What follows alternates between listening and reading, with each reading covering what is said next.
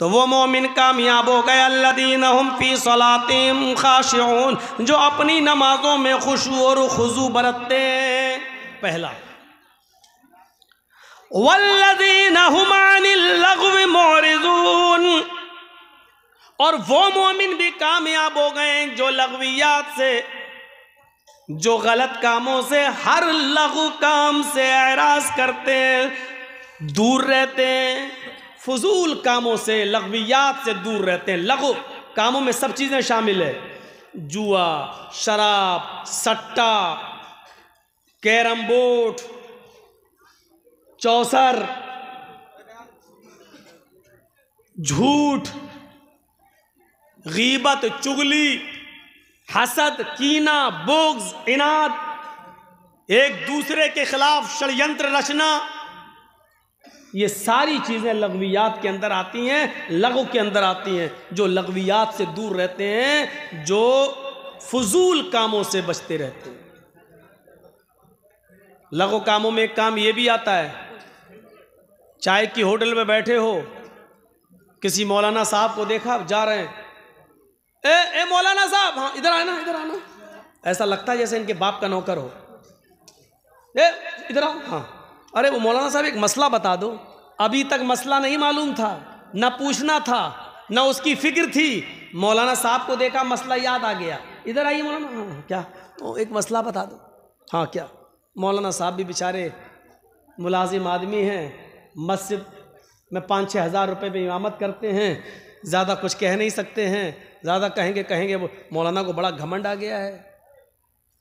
ऐसी जगह पर मौलाना को मसला बताने का कोई हक नहीं है। उनको चाहिए कि उस आदमी को फ़ौरन जवाब दे दो, आपको मसला पूछना है तो या तो आप मेरे घर आइए, या फिर जब मैं मस्जिद में नमाज़ पढ़ने जाऊं तो नमाज़ पढ़िए और वहाँ मस्जिद में आकर हमसे मसला पूछिए। देख लिया तो मसला याद आ गया। ये काम भी लघु कामों में शामिल है। वल्लज़ीना हुम अनिल लग़्वी मुअरिज़ून, जो लग़वियात से दूर रहते हैं, लग़वियात से एराज़ करते हैं, लग़वियात के करीब नहीं जाते हैं, हर लघु काम से, हर बेकार काम से उनको कोई मतलब नहीं होता। और इसी किस्म की एक सिफत अल्लाह ताला ने अपने नेक और सच्चे बंदों की भी बताई, व इबादुर रहमानिल्लज़ीना यमशूना अलल अर्दि हौनन व इज़ा ख़ातबहुमुल जाहिलून क़ालू सलामा। अल्लाह के नेक बंदे तो वो हैं, सच्चे बंदे तो वो हैं, रहमान के नेक बंदे तो वो हैं, जब ज़मीन पर चलते हैं तो आजिज़ी के साथ चलते हैं, सुकून के साथ चलते हैं, मतानत के साथ चलते हैं। वइज़ा ख़ातबहुमुल जाहिलून क़ालू सलामा, जब जाहिल उनसे मुखातब होते हैं, चलते चलते जब जाहिल उनसे टकरा जाते हैं, जाहिल उनसे बहस मुबाहिसा करने लगते हैं, तो ये उनके मुंह नहीं लगते, क़ालू सलामा, अस्सलामु अलैकुम कहकर गुजर जाते हैं। जाहिलों के मुंह लग पाएंगे आप?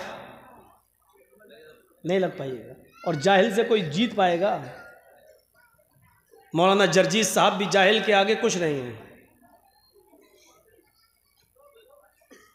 बड़े से बड़ा मौलवी भी जाहिल के आगे कुछ नहीं है। किसी ने पूछा आसमान में कितने सितारे हैं, एक जाहिल खड़ा हुआ कहने लगा 5 लाख। वो पढ़ा लिखा आदमी था बेचारा, कहने लगा चुप, कैसे जानते हो 5 लाख? उसने कहा नहीं मानते हो? कहा नहीं। कहा गिन के आ। अब क्या बहस करोगे उस जाहिल से? क्या कहता 5 लाख? पढ़ा लिखा आदमी कह रहा यार सोच समझ के बोला करो भाई। नहीं मानोगे? कैसे मान लूं, कोई तहकीक है तुम्हारे पास? कहता नहीं मानता। नहीं तो फिर गिन के आ। अब क्या करेंगे आप? इससे जीत पाएंगे आप? नहीं। अल्लाह भी जानता था कि जाहिल से नहीं जीत पाएगा कोई, इसलिए क्या कहा, जब जाहिल तुमसे मुखातब हो तो अस्सलामु अलैकुम कहकर गुजर जाओ, उनके मुंह मत लगो। अस्सलाम वालेकुम। हाँ ठीक है, हाँ ठीक है। और यहाँ जाहिल का लफ्ज़ इस्तेमाल किया, वइज़ा ख़ातबहुमुल जाहिलून क़ालू सलामा। लेकिन किसी भी अनपढ़ जाहिल से अगर आप जाहिल कह दो तो वो बुरा मान जाएगा। और किसी भी अनपढ़ और जाहिल से कह दो कि माशाल्लाह तुम बहुत पढ़े लिखे लगते, माशा क्या बात है यार, पढ़े लिखे, खुश हो जाएगा। जबकि वो ABCD भी नहीं पढ़ा, अलिफ बे भी नहीं पढ़ा है, लेकिन उससे कह दो अरे माशाल्लाह क्या आप पढ़े लिखे, बात करेंगे आपके अंदर तो बड़ा इल्म है। ठीक है, शुक्रिया आपका, थैंक्स। इसका मतलब क्या हुआ, इल्म जाहिल को भी पसंद है। इल्म की निस्बत जाहिल की निस्बत अगर इल्म से कर दी जाए तो वो भी खुश होता है, लेकिन जाहिल को अगर जाहिल कह दो तो बुरा मान जाए, तेरा बाप जाहिल, तेरा दादा, यही तो जहालत है उसकी। फौरन आ गया जहालत पर, मुझे जाहिल कहा, तेरा पूरा खानदान जाहिल, तू जाहिल, तेरा बाप जाहिल। नहीं बहस कर पाओगे, कर ही नहीं पाओगे। इसलिए अल्लाह ताला ने पढ़े लिखों को, उलमा को, नेक लोगों को, अपने सच्चे बंदों को हुक्म दिया, वइज़ा खातबहुमुल जाहिलून क़ालू सलामा। जब जाहिल तुमसे टकरा जाएं, जाहिलों से तुम जाहिल मुखातब हो जाएं, तो उनसे अस्सलामु अलैकुम कहकर गुजर जाओ, बहस मत करो। तो अल्लाह के कामयाब मोमिन वो हैं जो लग़वियात से, गीबत चुगली से, हसद कीना बुग़्ज़ दुश्मनी से दूर रहते हैं, लग़वियात से दूर रहते हैं। वल्लज़ीना हुम लिज़्ज़काति फ़ाइलून, और कामयाब मोमिन वो हैं अल्लाह ताला ने उनको जो माल दिया है वो अपने माल की पूरी पूरी ज़कात अदा करते हैं। साहिब इस्तिताअत, साहिब निसाब होने पर ज़कात फ़र्ज हो जाती है मुसलमान के ऊपर। और फिर वो अगर पैसा है, रकम है, तो 40 रुपये में 1 रुपया, 100 रुपये में 2.5 रुपये, 1000 रुपये में 25 रुपये, 1 लाख में 2500 रुपये के हिसाब से ज़कात देगा। अमीरों से ली जाएगी और गरीबों में तकसीम की जाएगी। 1 रुपया भी ज़कात का आप अपने पास नहीं रख सकते। हज़रत अबू बकर सिद्दीक़ को एक सहाबी ने बकरी दी, कहा अमीरुल मोमिनीन, अल्लाह के नबी सल्लल्लाहु अलैहि वसल्लम के ज़माने में भी हम एक बकरी ज़कात में निकालते थे, हमारे ऊपर वही बनती है, लिहाजा ये बकरी बनती है, इसको मैं आज आपको भी दे रहा हूँ। अल्लाह के रसूल को मैं देता था ज़कात में, नबी को नहीं। नबी का मतलब ये नहीं कि नबी के लिए, मुसलमानों के लिए और दूसरे काम करने के लिए। तो अल्लाह के नबी जब वसूल करने आते थे तो उनको भी मैं एक बकरी देता था। आज भी वही बकरी बनती है, दे दीजिए, ये लीजिए। अबू बकर सिद्दीक़ ने कहा अल्लाह के नबी सल्लल्लाहु अलैहि वसल्लम के साथ मैं भी आया करता था ज़कात का माल वसूल करने के लिए, तुम एक बकरी देते थे, आज भी एक बकरी दे रहे हो। ज़कात तो तुम पूरी दे रहे हो, लेकिन अल्लाह के नबी सल्लल्लाहु अलैहि वसल्लम को जब बकरी देते थे तो अपने खूंटे में से खोलकर रस्सी अल्लाह के नबी के हाथ में पकड़ाते थे और अल्लाह के रसूल उस रस्सी से उस बकरी को खींचते हुए, उस रस्सी से चलाते हुए ले जाते थे। आज तुमने रस्सी बकरी के गले में नहीं है, आज उसका कान पकड़ कर लाए और मेरे हाथ में तुमने बकरी दे दी, रस्सी कहाँ है? वो सहाबी हंसने लगे, कहने लगे बकरी ज़कात में बनती है, बकरी दे दी, रस्सी की क्या ज़रूरत है, मैं अपनी दूसरी बकरी इस रस्सी में बांध लूँगा। हज़रत अबू बकर सिद्दीक़ फरमाते हैं अल्लाह के नबी को रस्सी समेत बकरी देते थे, हम भी रस्सी समेत बकरी लेंगे। अगर तुमने बकरी दे दी लेकिन रस्सी अपने पास रोक ली तो मैं तुमसे क़िताल करूँगा, मैं तुमसे जिहाद करूँगा। बकरी दे रहे हैं, रस्सी नहीं, तो हज़रत अबू बकर कह रहे हैं मैं जंग लड़ूंगा तुमसे, क़िताल करूंगा मैं तुमसे, तुम्हें रस्सी भी देना पड़ेगी। आप याद रखिए, ज़कात में बकरी बन रही, बकरी दे रहे हैं, वो मना नहीं कर रहे हैं, लेकिन रस्सी तो का रस्सी भी दो। यहाँ कितना गरीबों का हक मारा जाता है। कभी आपने एहसास किया है? ये आपका इदारा है जो लॉकडाउन की वजह से बंद चल रहा है, लेकिन कभी सोचा है कि आप तो अपने घरों में कमा कर खा रहे हैं, लेकिन मदरसे के असातिज़ा की तनख्वाहें कहाँ से आएंगी? उनके भी तो बीवी और बच्चे हैं। सोचा आपने? यही सोच पैदा करने का नाम तो इस्लाम है। यही सोच तो हमारे अंदर पैदा नहीं हो पा रही है। आपने सोचा पढ़ाया नहीं तो तनख्वाह किस बात की, लेकिन इंसानियत भी तो कोई चीज होती है, वो कहां चली जाती है आज हमारे अंदर से। तो कामयाब मोमिन की एक सिफत यह भी बताई गई, जो ज़कात के माल में कमी नहीं करते हैं, पूरी की पूरी ज़कात अदा करते हैं। वल्लज़ीना हुम लिज़्ज़काति फ़ाइलून, जो अपने माल की पूरी ज़कात देते हैं, अपने माल की पूरी ज़कात अदा करते हैं। 1 रुपया भी, 1 दिरहम भी, एक आना भी वो अपने पास नहीं छोड़ते। गरीबों का हक, मिस्कीनों का हक, बेवाओं का हक समझ कर उसको दे देते हैं। इसके बाद आइए, क़द अफ़लहल मुमिनून अल्लज़ीना हुम फ़ी सलातिहिम ख़ाशिऊन वल्लज़ीना हुम अनिल लग़्वी मुअरिज़ून वल्लज़ीना हुम लिज़्ज़काति फ़ाइलून वल्लज़ीना हुम लिफ़ुरूजिहिम हाफ़िज़ून।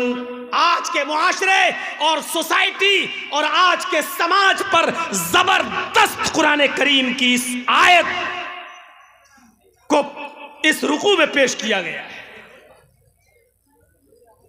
और जो अपने गुप्तांग की, अपनी शर्मगाह की हिफाजत करते हैं,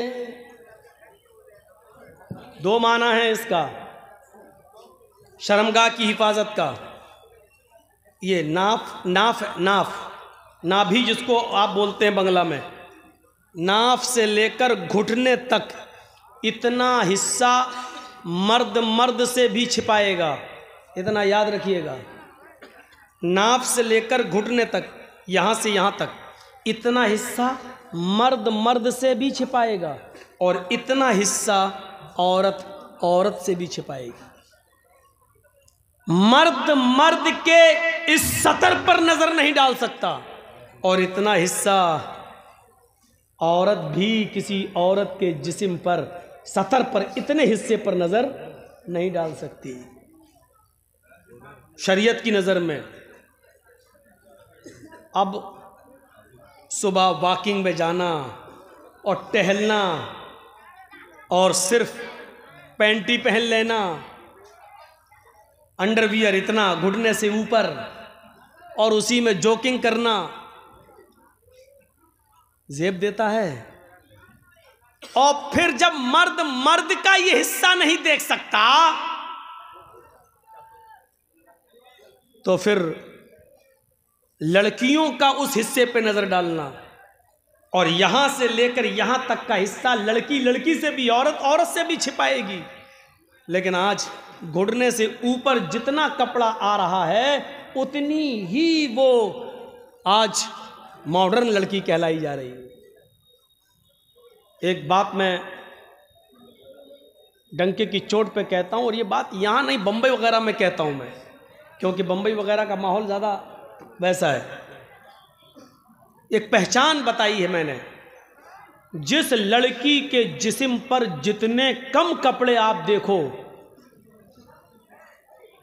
आज भी ये पहचान बता रहा हूं आपको, मेरी माँ बहनें भी सुन रही हैं, सुने, और उन्हीं को सुनाने के लिए तो बोल रहा हूं। जिस लड़की के जिस्म पर जितना कम कपड़ा होगा, समझ लेना कि ये उतने ही बड़े बाप और उतने ही अमीर बाप की बेटी है। कपड़ों के साइज की कमी उनके माँ बाप की दौलत का एड्रेस देती है, पता बताती है कि इनका बाप कितना अमीर है।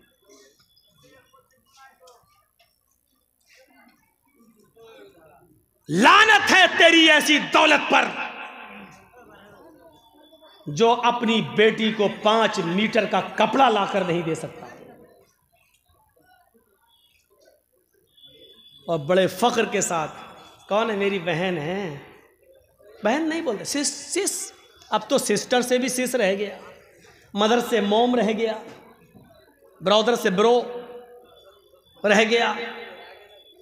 कुछ दिनों के बाद खाना से खाना रह जाए, पीना से पीना रह जाए। बहुत शॉर्टकट में ये दुनिया चल रही है।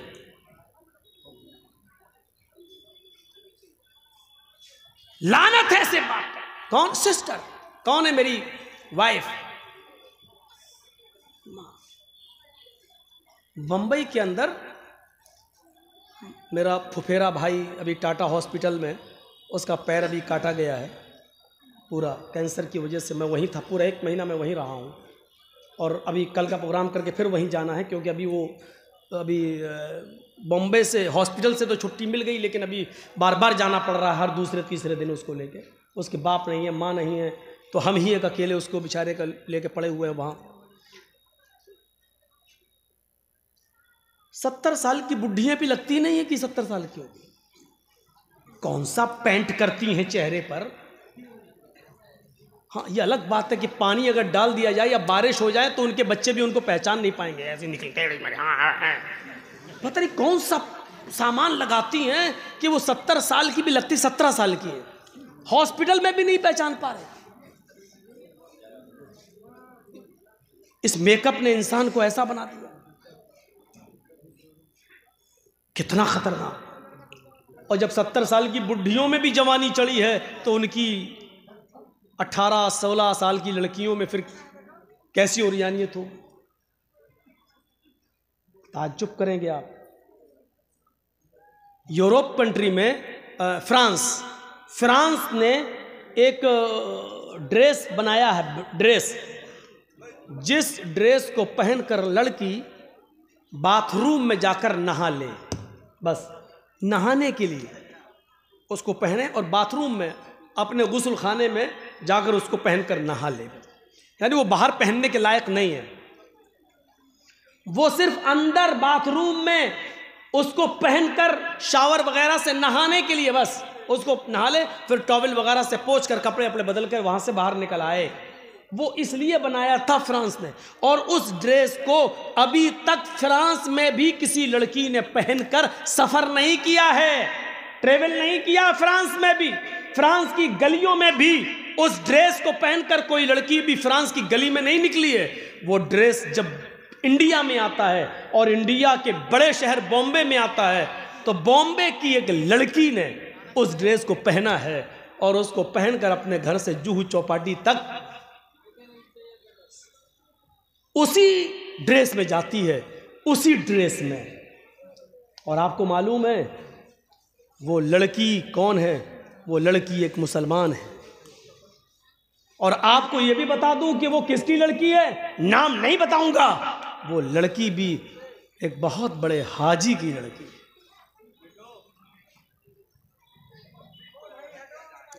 कहां जा रहा हमारा मुआशरा?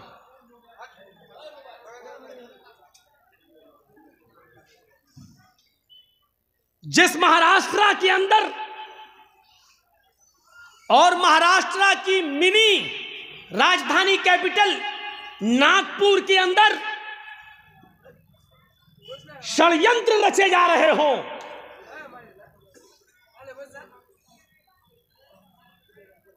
एक कमरे के अंदर बैठकर कि किस तरीके से मुसलमानों की लड़कियों को हिंदू लड़कों के साथ उनका लव शुरू करवाया जाए और उनकी कोर्ट मैरिज करवाई जाए और उन मुसलमान लड़कियों से हिंदू औलादें पैदा की जाएं। ये सारी बातें आज एक संगठन और एक तंजीम के ज़ेरे साए हो रही हो,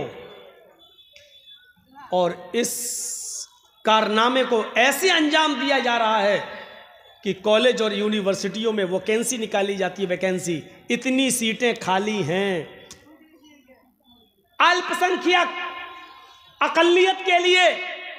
और जब उन कॉलेजेस और यूनिवर्सिटियों में मुसलमान लड़के उस वैकेंसी को देखकर जाते हैं और अप्लाई करते हैं, तो कहा जाता है कि लड़कों के लिए जितनी सीटें थी वो भरी जा चुकी हैं, अब जो सीटें खाली हैं वो लड़कियों के लिए हैं। और फिर वो सीटें लड़कियों से पुर की जाती हैं, सिर्फ मुसलमान लड़कियों से।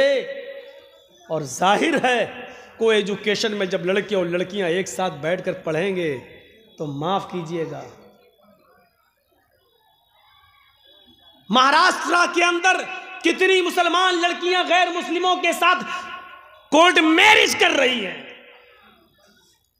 और कोर्ट ये कहकर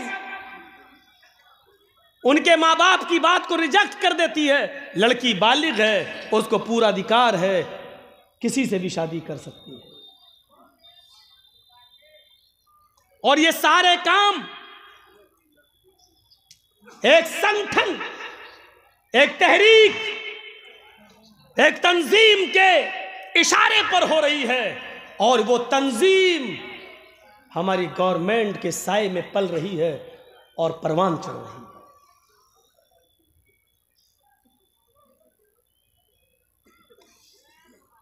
ऐसे ऐसे आप देख लीजिए, बंगाल के अंदर ऐसी लड़कियों को लाया जा रहा है और फिर डिबेट में बिठाया जाता है। और नाम मत लीजिएगा, हम नाम नहीं ले रहे हैं किसी का। बंगाल की भी एक एमपी है टीएमसी की, बदकिस्मती कह लो कि वो एक हाजी की बेटी भी है। बाकायदा उसको डिबेट पे लाया जाता है, बिठाया जाता है और बाकायदा उसकी जबान से कहलवाया जाता है, और वो कहती है कि इस्लाम में कहाँ मना है, इस्लाम तो इंसानियत सिखलाता है। अगर हमने किसी गैर मुस्लिम से शादी कर ली तो क्या वो इंसान नहीं है? और इंसान का पाठ सबसे ज्यादा तो हमारे धर्म ने, हमारे मजहब ने पढ़ाया है। ये इस्लाम का प्रचार करेंगी टीवी डिबेटों के अंदर, ये जाके इस्लाम का इंट्रोडक्शन कराएंगी और परिभाषा बदलाएंगी कि इस्लाम क्या है। ऐसे लोगों को बिठाया जाता है, ऐसे लोगों को। और बदकिस्मत